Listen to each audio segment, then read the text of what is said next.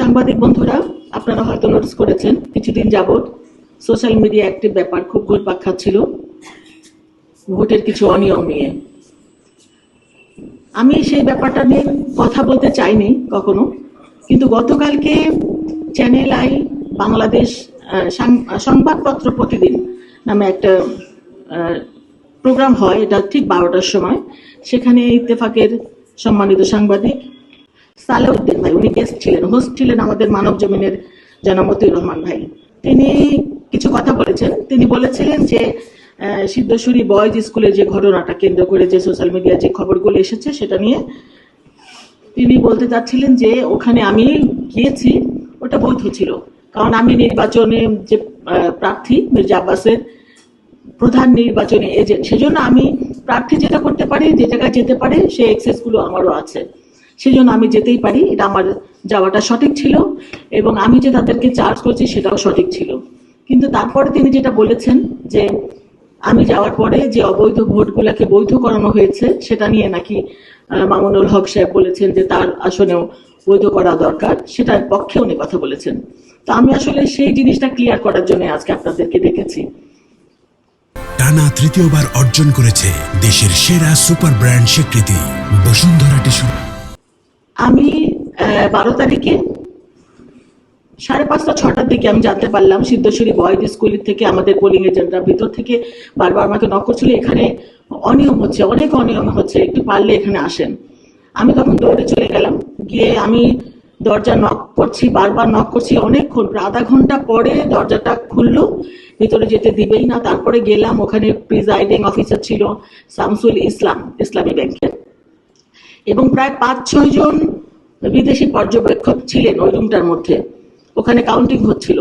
তখন আমাদের যে ধানের শীষের এজেন্ট তারা বলছিল যে এখানে 25 থেকে 27টা ভোটকে তারা বাতিল করে দিয়েছে, যে ভোটটা ওই যে গ্যাপ সাদা জায়গাটা সিল মেরেছে জন্য সেগুলোকে বাতিল করে দিয়েছে।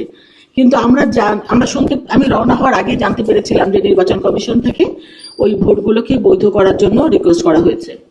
তখন আমি প্রিজাইডিং অফিসার শামসুল ইসলামকে বললাম যে এই ভোটগুলো তো নির্বাচন কমিশন থেকে বৈধ করার জন্য বলা হয়েছে।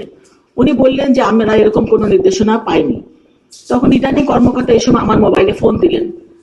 আমি তখন বললাম যে ভাই, এখানে তো রিটার্নিং কর্মকর্তা শামসুল ইসলাম, উনি কথা শুনতে চাচ্ছেন না, উনি এগুলোকে মানতে রাজি না। তখন উনি বললেন ওনাকে ফোনটা দেন। আমি ফোনটা সাইফুল ইসলাম, আমি স্পিকারে রেখেছিলাম ফোনটা। আমার স্পিকারে বিদেশের পর্যবেক্ষকরাও শুনছিলেন, বিভিন্ন প্রার্থীর এজেন্টরাও শুনতে পাচ্ছিলেন, ধানের শেষের এজেন্টরাও শুনতে পাচ্ছিলেন, এবং ওই কক্ষের ভিতরে যারা ছিলেন সবাই স্পষ্ট শুনতে পাচ্ছিলেন যে স্পিকারে রিটার্নিং কর্মকর্তা বলছিলেন যে নির্বাচন কমিশন থেকে নির্দেশনা এসেছে এই ধরনের ভোটগুলোকে বৈধ করে দিতে। এখন এটা বাস্তবায়ন করবেন কি না করবেন সেটা সম্পূর্ণ আপনার ব্যাপার। তারপর উনি ফোনটা রেখে দিলেন। সেই শামসুল ইসলাম বললেন যে আমি এটা মানতে রাজি না। আমি বললাম আপনি কেন মানবেন না? বললাম আমি নির্বাচন, আমার সাথে তো সরাসরি কথা হয়নি, অন্য কারো, আমার উপরে একজন কর্মকর্তা আছেন ম্যাজিস্ট্রেট, তিনি আসুক, তারপরে আমরা ডিসিশন নেব। তা আমি বললাম সেই ম্যাজিস্ট্রেটকে কল করেন। উনি অনেকবার কল করেন, বলে আসছেন। তারপর অনেকক্ষণ পরে সেই একজন মহিলা আসলেন ম্যাজিস্ট্রেট। উনি এসে, ওনার নামটা আমার ঠিক খেয়াল নেই, সাম আফরোজা হবে, উনি এসে বললেন যে না, এই ভোটগুলো সব বৈধ হবে, বৈধ করে দেন। কিন্তু তারপরে ওই শামসুল ইসলাম কিন্তু বললেন যে না, এই ভোট, উনি ওনার সাথে তর্কাতর্কি করলেন, মানে বললেন যে বৈধ হবে না। কিছুক্ষণ পরে ওই ম্যাজিস্ট্রেট তখন বললেন যে আমার আরেকটা জায়গায় একটা অনিয়ম হচ্ছে, আমি ওখানে একটু চলে যাই। তখন আমি বললাম যে আপনি এই জিনিসটা মানে সলিউশন না করে আপনি চলে যাচ্ছেন, তাহলে এটা কি হবে? তখন উনি বললেন যে আমি কিছুক্ষণ পরে আবার আসছি। তখন উনি চলে গেলেন, আর আসলেন। তখন আমি এই প্রিজাইডিং অফিসারকে বললাম যে আপনি এখন কি ডিসিশন নেবেন? উনি বললেন যে না, আমি একদম সিএসি বা সচিবের সাথে কথা না বলে আমি কোনো কাজ করবো না, মানে উনি কারো কথা শুনতে রাজি না। তো ওখানে আমি তো প্রায় আধা ঘন্টার উপরে ছিলাম হয়তো।